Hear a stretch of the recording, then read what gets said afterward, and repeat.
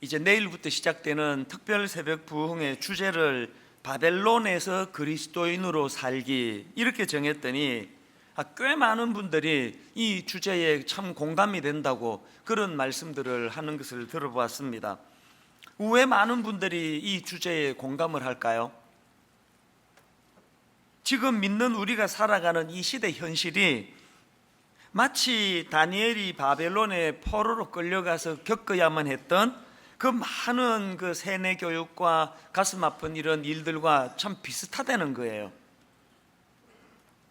조금만 바르게 믿어보려고 애쓰신 분이라면 다 느끼실 텐데요, 오늘 이 세상에서 이 시대에 크리스찬으로서의 그 정체성을 지키며 살아간다는 게 얼마나 어렵고 힘드냐 하는 거는 다 알고 계시리라고 믿습니다. 한편으로는 이 떨치기 어려운 유혹, 왕의 진미와 포도주로 상징되는 너무나 달콤하게 찾아오는 이 유혹이 지금 현실적으로 너무 많고요, 또 그런가 하면은 창식의 명, 하나님은 나의 심판자, 이런 뜻을 가진 다니엘이라는 이름을 빼앗아 버리고 그 대신에 벨드사살, 벨 신이여 나의 생명을 보호하소서, 그렇게 해서 이제 이름을 부를 때마다 여호와 하나님을 기억하기보다는 자기들이 섬기는 그 우상을 떠올리게 만드는 이런 세뇌 교육이 오늘 이 땅에서도 보면은 자녀들에게 무섭게 공격하는 게 바로 이런 세뇌 교육 아니겠느냐, 이런 이야기입니다. 이렇게 영적으로도 너무나 힘든 세상일 뿐만 아니라 또 한 가지, 끊임없이 우리를 낙심시키고 좌절시키고 그 낮은 자존감의 자리로 몰고 가려는 무서운 이 조직적인 그 공격이 모두가 다 경험하는 그런 현실적인 공격 아니겠습니까?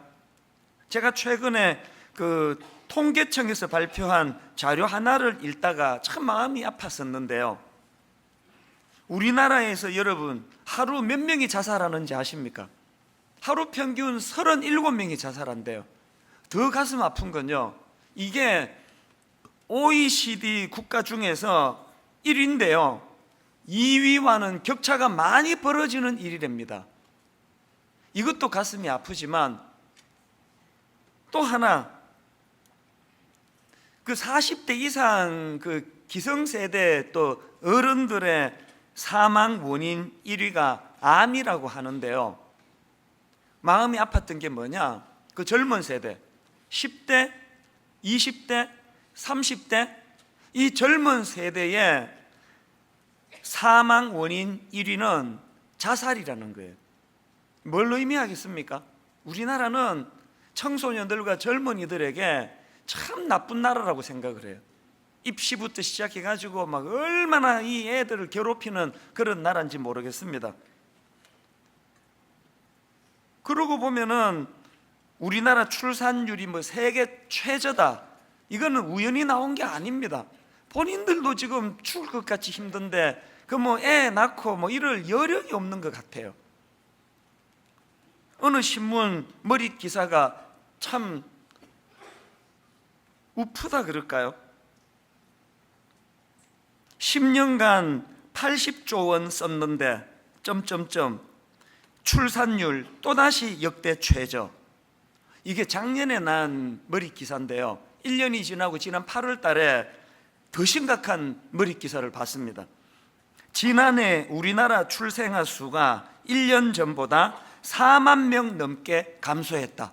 아니, 작년의 출산율 자체가 이게 신기록 역대 최저라 그러는데 그 역대 최저였던 작년보다 또 1년 만에 출생아 수가 4만 명 넘게 감소했다는 이런 통계는요, 이건 그냥 심각한 정도가 아니고 이제 이 나라의 장래가 지금 흔들거리는 거예요. 이제 좀 지나면은 군대 보낼 애들 숫자도 안 나올 거라는 이런 두려운 이야기까지 나오고 있는 현실 아닙니까?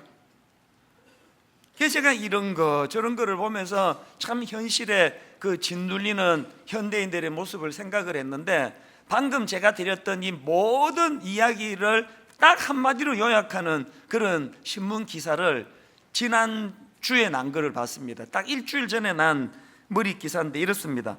신도림 역에만 치킨집 790개, 콤마하고 각자 도생 한국 사회의 그늘. 제가 이 머리 기사를 보는데 숨이 턱 막혀요. 그리고 읽으면서도 이게 믿어지지가 않습니다.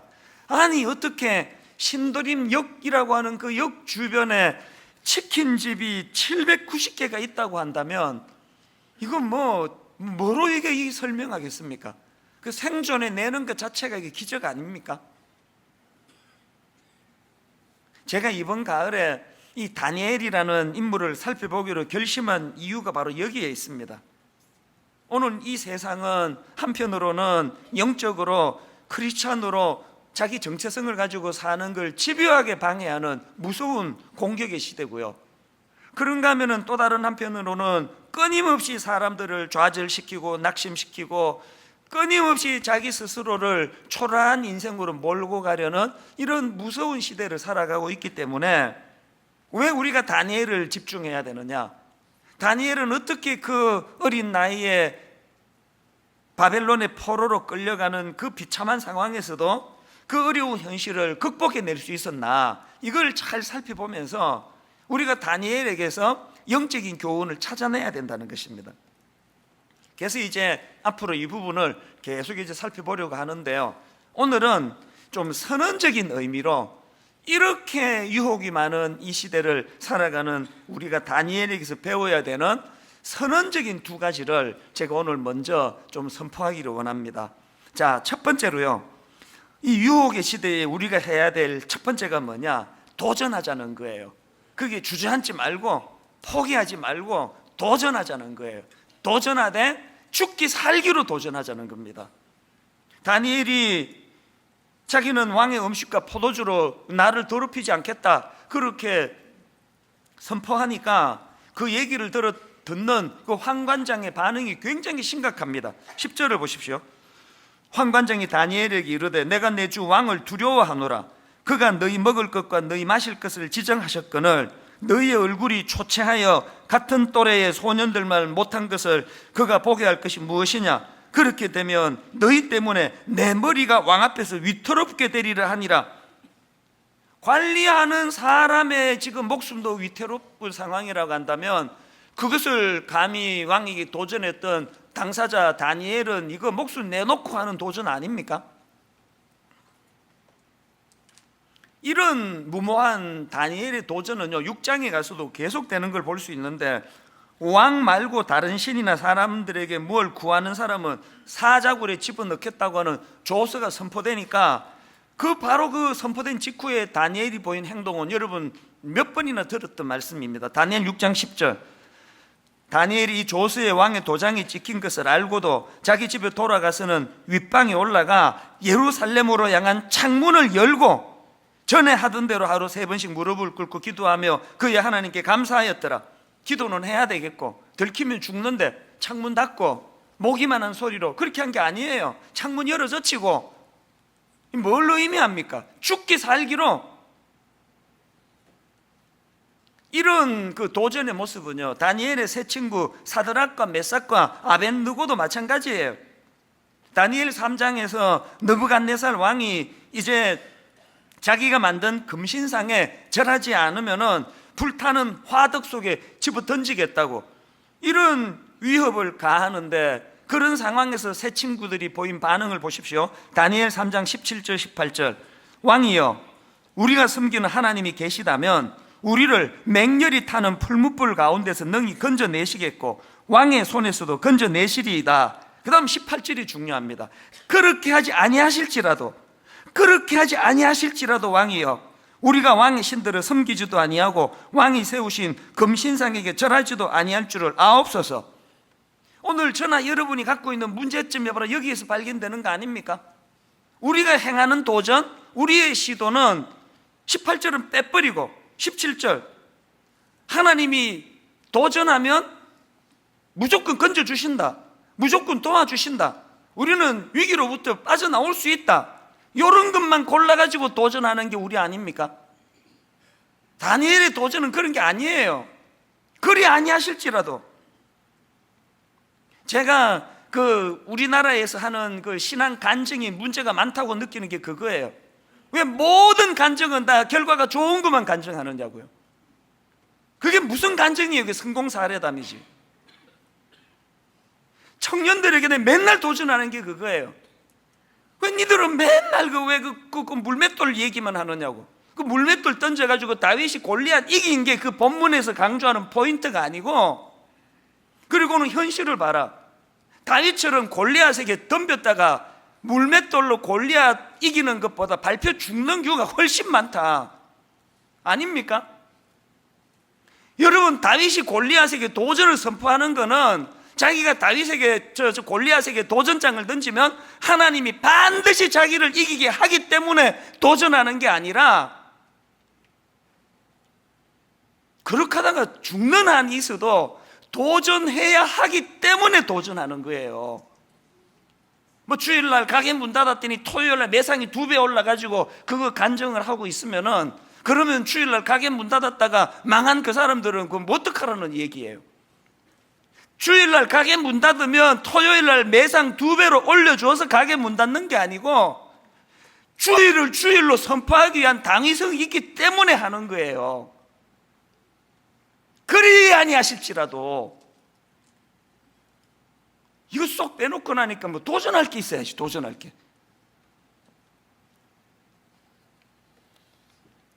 에스더 4장에 나오는 그 에스더라는 그 여성도 마찬가지 아닙니까? 하만의 유대민족 말살 정책으로 자기 민족이 위기를 당하니까 그 4장 16절에서의 선포를 보십시오. 당신은 가서 수산에 있는 유대인을 다 모으고 나를 위하여 금식하되 밤낮 3일을 먹지도 말고 마시지도 마소서. 나도 나의 시녀로 더불어 이렇게 금식한 후에 규례를 어기고 왕에게 나아가리니 죽으면 죽으리이다.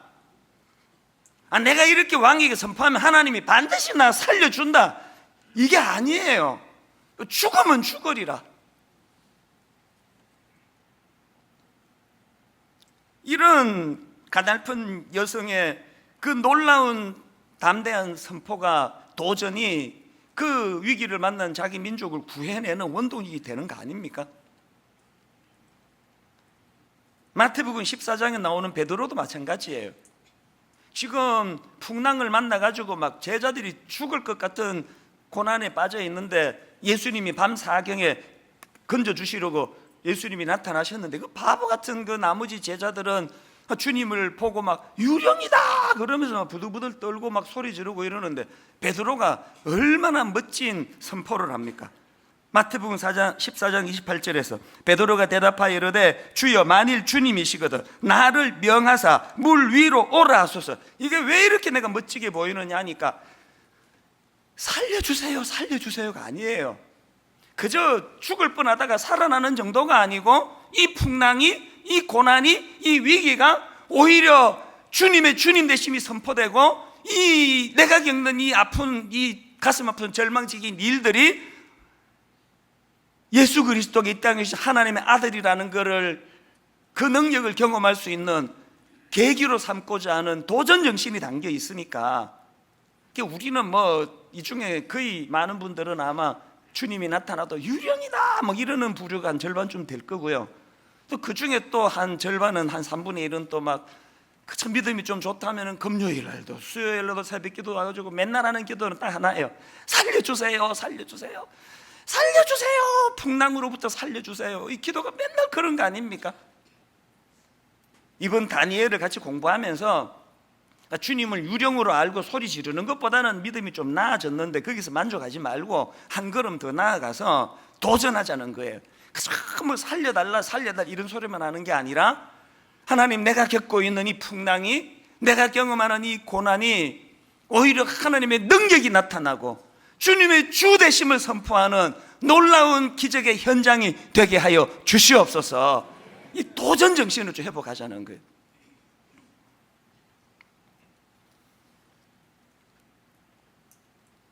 여러분 잘 아시는 마리아, 모든 여성들이 다 흠모하는 그런 인물이 마리아 아닙니까? 그런데 마리아가 어떻게 마리아 됐습니까? 그 당시로 처녀가 임신하면은 그거 사형이에요, 사형. 그 위험한 상황 속에서 누가복음 1장 38절, 마리아가 이르되 주의 여종이오니 말씀대로 내게 이루어지이다. 에스더랑 똑같은 거 아닙니까? 죽으면 죽으리이다. 내가 천년대도 임신하면 2000년이 지난 이 시대까지 다 나를 우르르 보기 때문에, 그리고 그냥 하나님이 배 다 가려주고 막 10달이 돼도 배 하나도 안 튀어나오도록 해주셔가지고, 그래서 내가 믿고 말씀대로 이루어지다가 아니에요. 그 일이 하나님이 100% 도와주실 것 같아서 순종하는 게 아니라, 위험해도 그 일에 당위성이 있기 때문에, 하나님이 원하시기 때문에 도전한 거예요.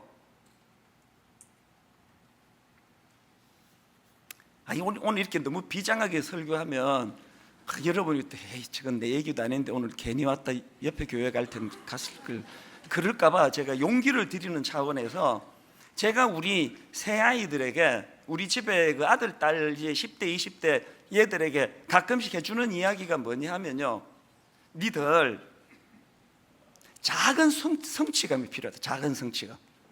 이렇게 젊은이들에게 좌절과 낙심이 많은, 또 실패감이 많은 이 시대는 막 한 번에 10계단 뛰어넘는 이런 도전보다는 아주 작은 성취감, 작은 성취감을 할 수 있는 그런 도전을 계속 시도해라. 예를 들면은 뭐 스마트폰을 내가 하루에 이제 뭐 한 2시간만 줄이겠다, 혹은 뭐 일주일에 뭐 한낮을 내가 스마트폰을 쓰지 않겠다, 혹은 아무리 재밌는 게 많아도 나는 이제 1시 전에는 내가 잠자리에 들겠다, 아빠 이거 좀 체크해 주세요, 이런 걸 좀 시도해 보라고.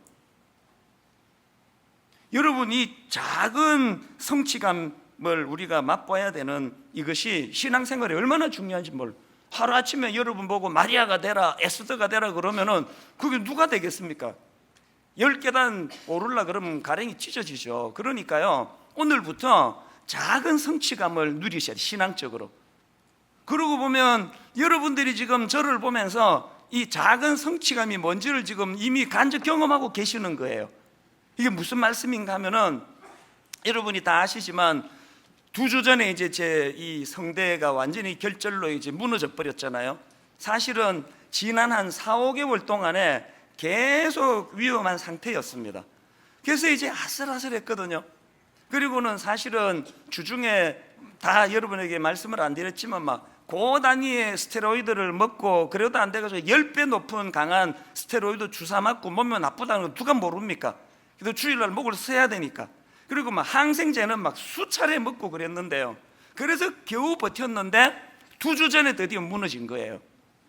보통 이제 한 3부, 4부 가면은 목이 약간 칼칼하다가 5부 지나면은 이제 목이 조금 힘들다가 월요일 쉬고 나면 화요일이 괜찮아지고 그랬는데요, 2주 전에 1부 설교 중간에 목이 완전히 가버린 거예요. 이후에는 설교도 못했잖아요. 영상으로 막 대처하고. 너무 제 마음이 심란했던 게, 이제 특세가 지금 2주 남았는데, 안 그래도 지금 정상적인 목을 쓰더라도 이게 특세는 목에 너무 무리가 가거든요. 이비인후과 전문가 말씀을 들어보니까요, 새벽에 이렇게 말하는 게 그렇게 해롭대요. 근육이 이게 풀리기도 전에 막 새벽에 말하는 게 굉장히 해롭고요, 또 새벽에 노래하는 게 그게 또 그렇게 해롭대요. 그리고 또 말했다 노래했다 말했다 노래했다는 게 이게 진짜 해롭대요. 특세는요, 이 모든 해로운 것들의 이게 종합 아닙니까? 이게 지금 벌써 이제 뭐 목이 이렇게 다 가버려가지고 이번 특세는 어떡하나. 그래서 제가 늘 다니는 그 이비인후과는 오늘 전화하면은 한 2달, 석 달 뒤에 예약이 잡히는 데인데, 당장 이제 어떻게 해야 되느냐고. 그래서 막 하여튼 백방으로 막 애쓰고 가서 막 죽치고 기다리고 또 누가 도와주시고 그래가지고요, 그 다음날 이제 2주 전 월요일이에요. 병원에 가가지고 이제 코로 막 이렇게 이제 뭐 카메라를 집어넣어가지고 이 목에 있는 내시경을 정밀하게 검사를 했는데, 이 선고가 상당히 암담했습니다. 지금 이 소리를 나게 하는 이 성대에 이제 결절이 생겼는데, 이 범위가 생각보다 너무 넓어서 이 수술해야 될지 모르겠다고. 그러면서 이제 그 정밀 검사를 받아야 된다는데요, 그 20몇만 원 청구를 하는 거 보니까 이게 뭐 꽤 심각한 상황 아닙니까? 그래서 이제 제가 그 수납까지 했어요. 그렇게 하고는 그 큰 1층 로비에 앉아 있는데 마음이 굉장히 무겁고 복잡하더라고요. 왜냐? 성대 수술하면 2달에서 석 달 설교를 못 한대요. 지금 2주 뒤에 특세, 한 달 뒤에 새생명 축제, 모든 중요한 결산 행사는 지금 가을에 다 잡혀 있는데 그 복도에 앉아 있는데요, 마음이 굉장히 복잡했습니다. 그러면 특세는 11월 달로 옮기는 걸로 하고 새생명 축제는 그럼 어떻게 해야 되나? 그런 생각을 하다가 이 특세는 절대 못 옮기겠는 거예요. 왜 못 옮기느냐 하면은요, 지난 여름 동안에 이 다니엘 통해 가지고 막 너무너무 충만한 이걸 여러분에게 빨리 전하고 싶은데, 마치 그 산모가 아기를 낳고 나면은 막 젖이 이제 막 돌잖아요. 그러면 그 엄마의 그 모성애가 뭐예요? 이걸 빨리 아기에게 그 젖을 물려주고 싶은 그 마음이 그 목사의 마음이거든요. 이게 지금 여름에 내가 너무 이 다니엘을 통해서 은혜를 받았는데 이게 11월 달 가면 이게 다 식어 빠져가지고 이거 뭐 식은 음식 내놓게 돼 있는데 이거 못 옮긴다, 강행할 거라고 그래가지고요 바로 환불을 시켜버렸어. 20몇만 원. 뭐 수술해야 된다 그러더니 안 할 건데 뭐하러 아깝게 이게 더 돈 쓰느냐고. 그렇게 하고 돌아온 게 딱 2주 전이에요. 그리고는 뭐 이제 주중에 이런저런 노력을 많이 했죠. 그리고는 사실은 그동안 이 성대 때문에 마지막에 막 피치를 가하면서 이렇게 선포해야 될 때 목 때문에 못할 때가 많았거든요. 그 제가 이제 마음으로 다짐한 거예요. 나 안 그런다, 이제 죽으면 죽으리라. 설교 못하면 못하더라도 지난주부터 막 갑자기 소리가 막 엄청 커졌잖아요. 막 1부 때 막 팍 소리 지르고 났더니 바로 막 뛰어와가지고 목사님 왜 이렇게 오늘 소리를 지르세요? 2부 끝나고도 또 누가 또 그러시면 안 된다 그러고 하는데, 진짜 놀라운 역사는요, 그렇게 하고 지난 주일 보냈는데 월요일 딱 자고 화요일 날 교역자들하고 대화하는데 목이 싹 나와버린 거예요. 이것보다 훨씬 좋았어요, 소리가. 근데 지금 박수 치면 안 되는 게 이제 이번 특세 지나고 또 결국 수술해야 되겠습니다. 이러면 곤란한데요, 제가 지금 뭐 이게 결절이 다 나았는지 여전한 상태인지는 모르지만 작은 도전에 어떤 성취감이 있는지 아세요? 작은 도전의 성취감이 뭐냐? 내가 확신하는 것, 이제 내일부터 드릴 특별 새벽 부흥회에는 적어도 목소리 때문에 예배가 지장되는 일은 없겠다는 확신이 든 거 아닙니까? 작은 성취감이에요. 여러분 삶 속에서 막 우리가 다니엘과 같은 막 어마어마한 이런 어떤 기적은 경험하지 못한다 할지라도 일상 속에서 우리 작은 성취감, 작은 도전을 하고 그 작은 성취감, 저는 그런 누적된 작은 성취감이 참 많은 사람이에요. 이번 특세에 이런 작은 성취감이 여러분의 도전과 더불어 많이 경험되어지는 은혜가 있기를 바랍니다. 그런가 하면 두 번째로 이 유혹의 시대에 우리가 해야 될 게 하나 더 있는데, 결단하라는 게, 결단하라. 8절, 다니엘은 뜻을 정하여, 여기 나오는 뜻을 정하여가 바로 결단하는 거예요. 결단. 그래서 세 번역은 8절을 이렇게 번역합니다. 다니엘은 왕이 내린 음식과 포도주로 자기를 더럽히지 않겠다고 마음을 먹고, 제가 모 종합병원 앞에서 특별 새벽 부흥회를 11월 달로 미루는 일은 하지 않겠다, 수술 안 한다, 마음을 먹은 거예요. 마음을 하나님 의지하면서. 그 당시로는 지금 이 정도 소리가 나올 때가 아니에요. 마음을 먹은 거예요. 마음을. 그리고 예배 시간에 차라리 설교를 안 하면 안 했지, 목 때문에 맨날 그냥 기어 들어가는 소리로 내가 그렇게 설교하지 않겠다고. 그 지난주부터 제가 선포하기 시작한 거 아닙니까? 옛날에 그 조분조분 말할 때가 훨씬 좋았는데 저렇게 시끄럽게 설교해서 특히 그 힘들다고 하시는 분들은 곧 익숙해지실 거예요. 이제 저는 최근에 그 도전이 되는 경구 하나를 보았는데요, 잘 들어보세요. 포기한 자보다 더 비열한 자는 시작도 하지 않는 자이다. 포기한 자보다 더 비열한 자는 시작도 하지 않는 자이다. 그런가 하면은 요 근래에 나온 그 신간 중에요, 그 책 중에 제목이 되게 재밌습니다. 하마터면 열심히 살 뻔했다. 책 제목이 이래요. 하마터면 열심히 살 뻔했다.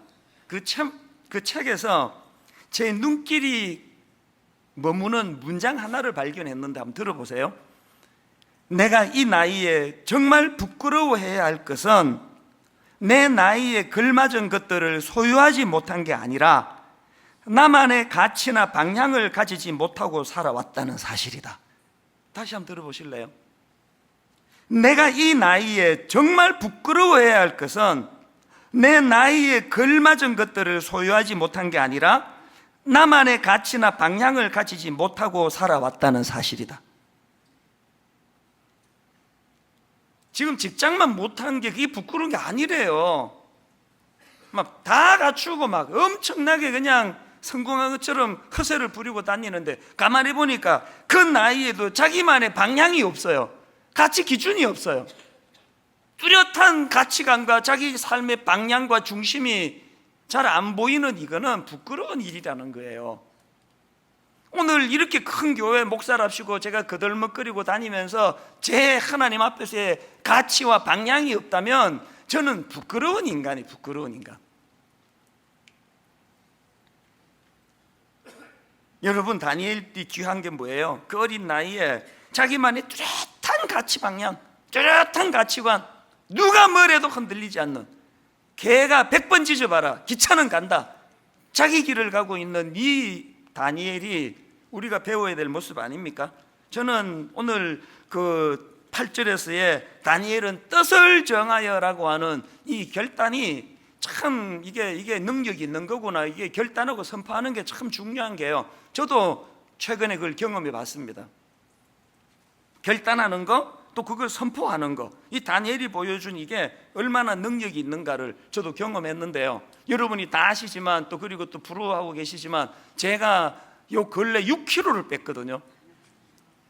그리고는 이게 요요 현상도 잘 안 일어나요. 그런데 이 6kg를 빼게 된 그 첫 출발을 전에 말씀드렸잖아요. 사무실로 우리 아끼는 후배 집사님 점심 같이 하자고 그렇게 오랜만에 불렀더니 이 홀쭉해가지고 왜 이러냐 그랬더니 자기가 근래에 다이어트 성공해 20kg를 뺐다고 하는 그 얘기에 내가 도전을 받은 거거든요. 그리고는 이제 나도 하겠다고 그렇게 이제 마음 먹고는 그날 점심 때 이제 뷔페 식당 가서 배 터지게 먹고 마지막 만찬. 그리고는 저녁에 집에 가자마자 제가 한 게 선포예요. 옷도 안 갈아입고요, 막 큰 소리로 내 집사람 보고 여보, 집에 있는 탄수화물 다 가져와. 그래가지고 막 쓰레기 봉지 두고요, 우리 집에는 그 애들이 셋이나 있기 때문에 뭐 과자, 탄수화물 막 엄청 많거든요. 다 버렸어요. 버리면서 계속 소리내서 선포했습니다. 그 집사람 들으라고 한 게 아니라 저 자신에게 한 선포예요. 오늘부터 우리 집에 탄수화물 없다. 모든 탄수화물 내가 다 버릴 거다. 나 이제 더 이상 안 먹는다. 선포했어요. 여러분, 사실은요, 그 당시로 제가 탄수화물 중독이었거든요. 저녁을 배 터지게 먹고요, 맛동산 한 봉지를 안 먹으면은 저녁 내내 마음이 힘들었던 상태예요. 근데 맨날 우리 딸 보고 너 가서 새우깡 한 봉지만 사갖고 와라, 새우깡 한 봉지 사다 주면 내가 팁 줄게 막 그러면서 새우깡 사다 달라고 얼마나 애들이 귀찮아했는지 몰라요. 그러던 탄수화물 중독 상태였는데 그날 그 집사님 보고 결심하고는 바로 나한테 선포한 거예요. 그러면서 막 일부러 오버하면서 막 다 쓰레기통에 팍팍 좀 아깝기는 했어요. 막 봉지채 막 버린 것도 있고 그래가지고 그렇게 다 버리고 나는 이제 오늘 이후로 탄수화물 더 이상 먹지 않을 거다. 당 종류 오늘 이후로 나는 다 끊을 것이다. 그렇게 딱 선포했는데 진짜 그게 능력이더라고요. 중독 증세를 보이던 저였는데 바로 그 다음 날부터 딱 끊어지게 된 줄 믿으시기를 바랍니다. 신앙도 마찬가지예요. 여러분, 하나님 앞에서 여호수아 24장 15절을 오늘 선포해 보세요. 만일 여호와를 섬기는 것이 너희에게 좋지 않게 보이거든 너희 조상들이 강 저쪽에서 섬기던 신들이든지 또는 너희가 거주하는 땅에 있는 아무리 족속의 신들이든지 너희가 섬길 자를 오늘 선택하라. 그 다음 보세요. 오직 나와 내 집은 여호와를 섬기겠노라. 다니엘처럼 여호수아도 그렇게 결단하고 선포한 거거든요. 그랬더니 이후에 그 여호수아가 가나안 땅에서 맞닥뜨려야 했던 수많은 우상들, 그 득실거리는 땅에서도 흔들림 없는 삶을 살게 된 거 아닙니까? 한번 오늘 저를 따라 한번 선포해 보시기 바랍니다. 오직 나와 내 집은, 오직 나와 내 집은 여호와를 섬기겠노라. 오늘의 이 선포가 여러분에게 작은 성취감을 주는 능력이 될 줄로 믿습니다. 탈무드에요, 이런 말이 있습니다. 세상에는 너무 지나치게 쓰면 안 되는 것이 세 가지 있다. 궁금하시죠? 세상에는 너무 지나치게 쓰면 안 되는 것이 세 가지 있다. 첫째가 빵의 이스트, 둘째가 소금, 셋째가 망설임이다. 결단의 중요성을 이야기하는 거 아니겠습니까?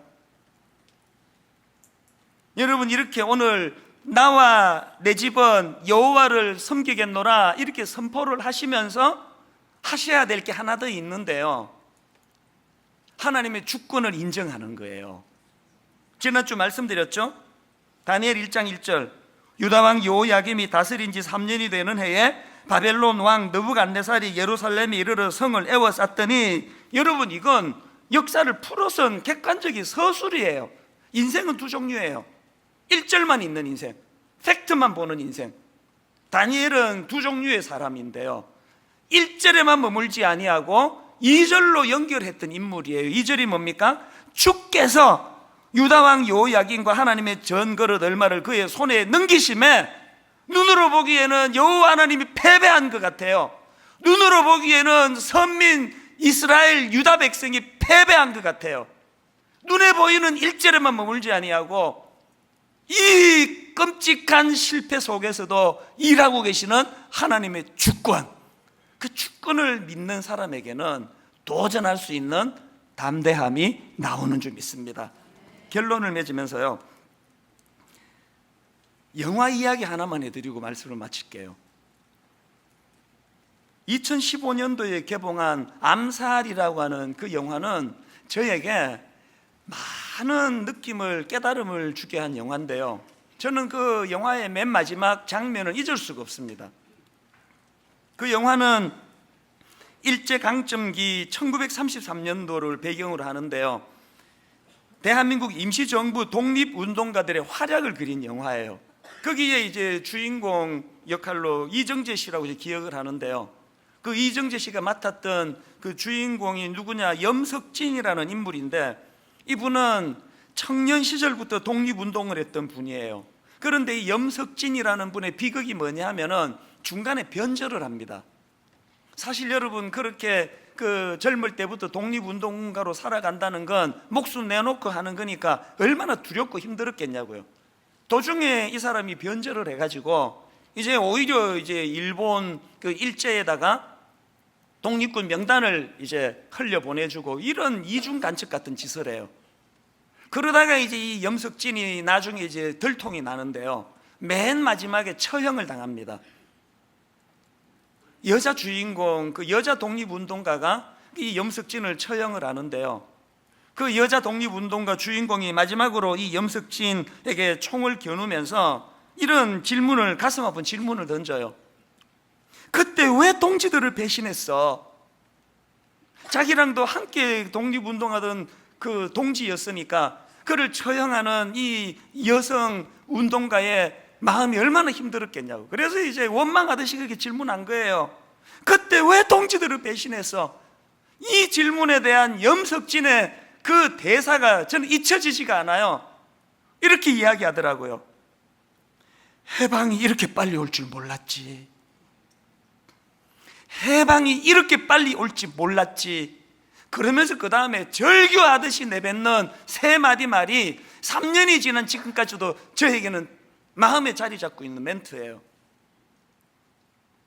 몰랐으니까, 해방될 줄 몰랐으니까, 알았으면 그랬겠나? 목사인 제가 이 대사가 왜 잊혀지지 않을까요? 이 땅에 다시 오실 예수 그리스도 마라나타 꿈꾸면서 참 희망이라고는 눈 씻고 봐도 없는 그 상해에 독립운동하던 사람들처럼 이 악한 바벨론 같은 시대의 신앙생활은 우리지만 우리가 꿈꾸며 사는 그 마라나타 아닙니까? 그러다가 변절하고, 그러다가 무너지고, 그러다가 타락하고, 우주의 종말이 오든 내 개인의 종말이 오든 반드시 오는 건 종말인데, 여러분, 내 인생의 마지막 날 이렇게 말하지 않기를 원합니다. 해방이 이렇게 빨리 올 줄 몰랐지. 내 개인의 종말이 이렇게 빨리 올 줄 몰랐지. 몰랐으니까, 해방될 줄 몰랐으니까 알았으면 그랬겠나. 여러분, 이런 부끄러운 고백을 하며 끝내는 인생이 아니기를 위하여 지금부터라도 다니엘처럼 도전하셔야 돼요. 그리고 눈에 보이는 것에만 연연하지 아니하고 다니엘처럼 하나님 나라를 꿈꾸셔야 돼요.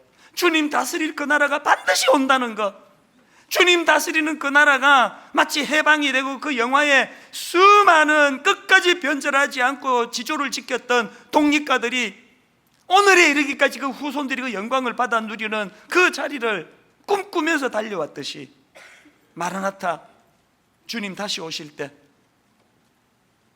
여러분, 이 소망이 저와 여러분을 변질시키지 않는 능력이 되는 줄로 믿습니다. 마지막 시편 18편 29절 읽고 말씀을 마치겠습니다. 내가 주를 의뢰하고 적군을 향해 달리며 내 하나님을 의지하고 담을 뛰어넘나이다. 이번 한 주간 특별 새벽 부흥 기간 동안에 다윗처럼 이런저런 드리워진 자기 인생의 담을 껑충껑충 뛰어넘는 작은 도전과 작은 성취감을 누리는 그런 한 주간 되시기를 주님 이름으로 축복합니다. 우리 찬양 같이 부르기 원합니다. 주님이 주신 땅으로 한 걸음씩 나아갈 때에 수많은 적들과 견고한 성이 나를 두렵게 하지만, 오늘 이 가사의 주인공인 요수아 갈렙이 로봇이 아니에요. 두려움을 제거한 AI 같은 존재가 아니에요. 똑같은 두려움, 똑같은 마음의 공포가 밀려오지만, 그러나 그들은 두려움이 밀려올 때마다 주님을 의지함으로, 주님이 주시는 담대함으로 큰 소리 외치며 그렇게 달려갔다면 우리도 이런 도전이 회복되기를 원합니다. 우리 가사를 생각하시면서 함께 찬양하기 원합니다. 주님이 주신 땅으로 한 걸음씩 나아갈 때에 수많은 적들과 견고한 성이 나를 두렵게 하지만 여러분, 그러나 물러서지 않습니다. 주님을 신뢰함으로,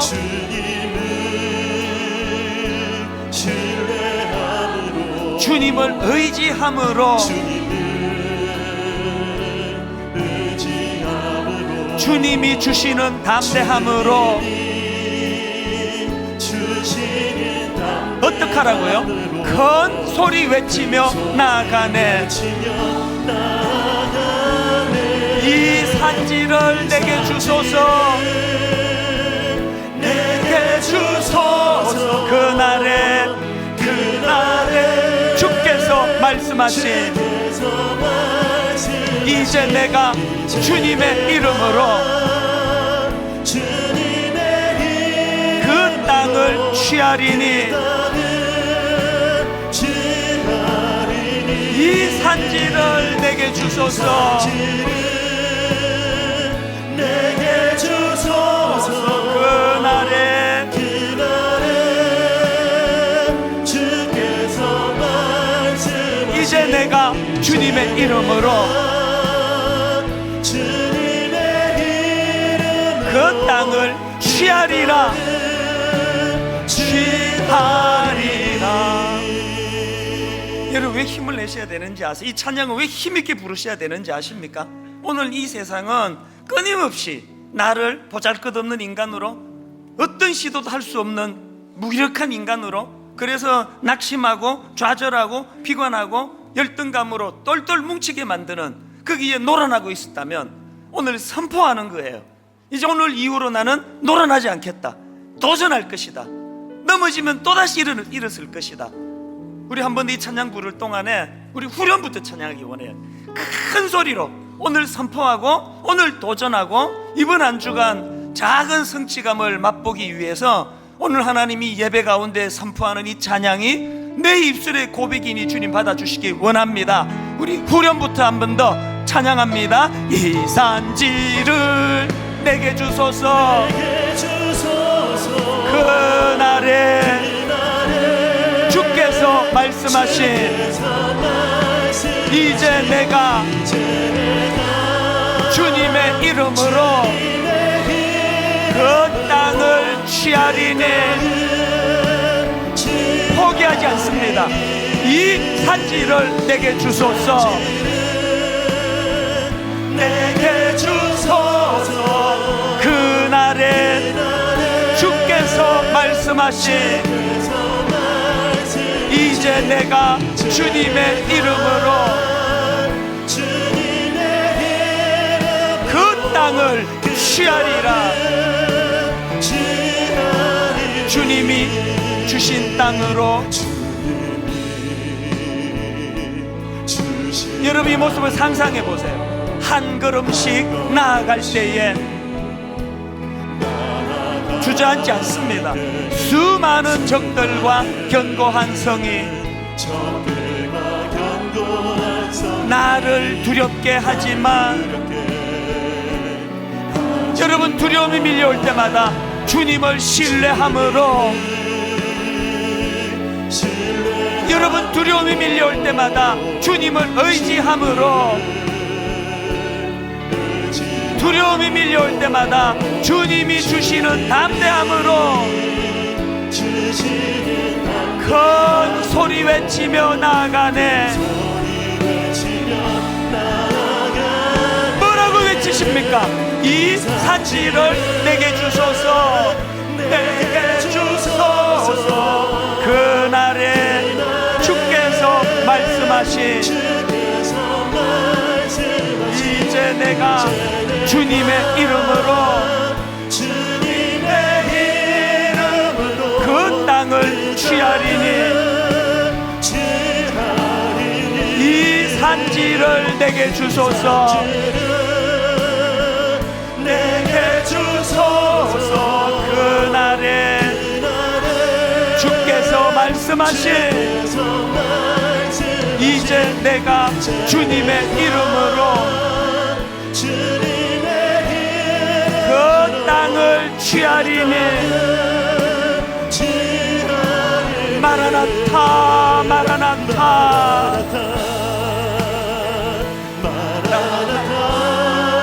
아멘. 주 예수여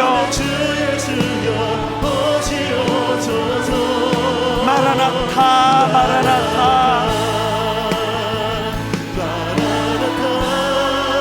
아멘. 주 예수여. 우리 처음부터 고백합니다. 마라나타. 주 예수여. 어서 오시옵소서. 땅의 모든 것, 모든 족속 주를 찬송하게 하소서. 잃어버린 야성을 회복하며 마라나타 주 예수여. 잃어버린 소망을 회복하며 어서 오시옵소서. 꿈꾸며 모든 열방이 주께 돌아와 춤추며 경배하게 하소서. 우리 주님 다시 오실 길을 만들자. 십자가를 들고 땅 끝까지 우리 주님 하늘 영광 온 땅 덮을 때 우린 땅 끝에서 주를 맞으리. 여러분 준비되셨습니까? 마라나타 마라나타 마라나타.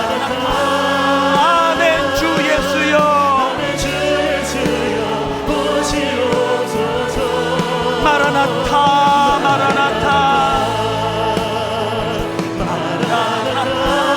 아멘. 주 예수여,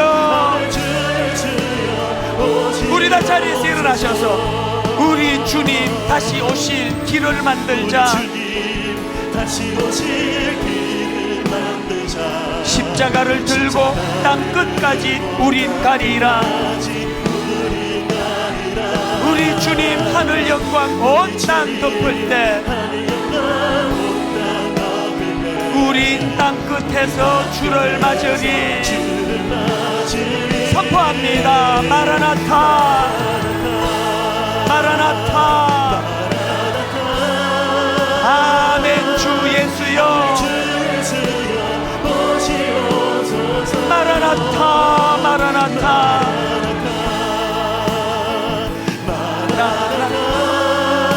아멘. 주 예수여, 오시옵소서. 우리 같이 기도할 때 오늘 말씀으로 각자 주신 아버지, 나는 무엇에 도전하기 원합니다. 하나님, 그 일을 위하여 내가 선포하기 원합니다. 끌려다니지 않겠습니다. 아버지, 배부른 돼지로 살지 않기를 원합니다. 아버지, 거세당한 돼지가 아니라 아버지, 꿈을 가지고 달려가는 다니엘 되기 원합니다. 우리 하나님 앞에 우리 통성으로 같이 기도하기 원합니다. 같이 기도하시겠습니다.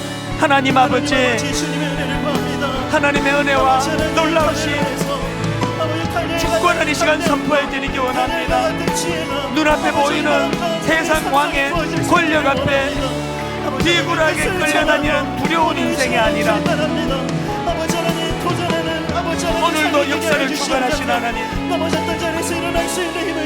오늘도 아버지 이 땅에서 일어나고 있는 수많은 일들 가운데 주권자가 되어 일하시는 그 하나님, 기어이 우리로 하여금 하나님의 자녀로, 하나님의 백성으로 우뚝 서 주님 앞으로 나아가도록 도와주시는 그 하나님, 그 하나님을 선포하기 원합니다. 하나님 나라를 꿈꿉니다. 주님 다스리는 하나님 나라를 사모합니다.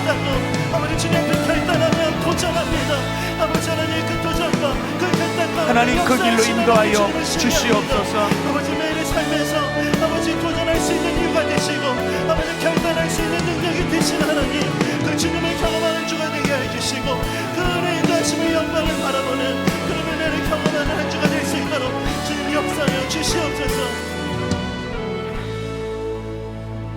하나님 아버지, 그 영화의 독립군 초심을 잃어버리고 돈을 밝히고 다른 것으로 마음이 흔들릴 때마다 그들이 다짐하면서 했던 그 한마디가 종에게 잊혀지지 않습니다. 거세당한 돼지처럼 살아서 안 된다고, 거세당한 돼지로는 살 수 없다라고. 하나님, 오늘 주의 군사로, 하나님의 자녀로 주님 다스리실 그 나라를 꿈꾸는 자들로서 거세당한 돼지로 살지 않기를 원합니다. 큰 교회 만든 이것 가지고 거세당한 돼지처럼, 배부른 돼지처럼 살다가 주님 앞에 부끄럽게 서지 않는 종과 또 성도들 되기를 원하는데, 다시 한번 오늘 말씀을 마음에 담고 끝없이 밀려갔던 그 자리에서 더 이상 내가 밀리지 않겠다고, 이제 벌떡 일어나겠다고, 주님 이름으로 선포하겠다고, 주님 이름으로 도전하겠다고, 아버지, 이런 놀라운 결단의 첫 시간이 되게 하여 주시옵소서.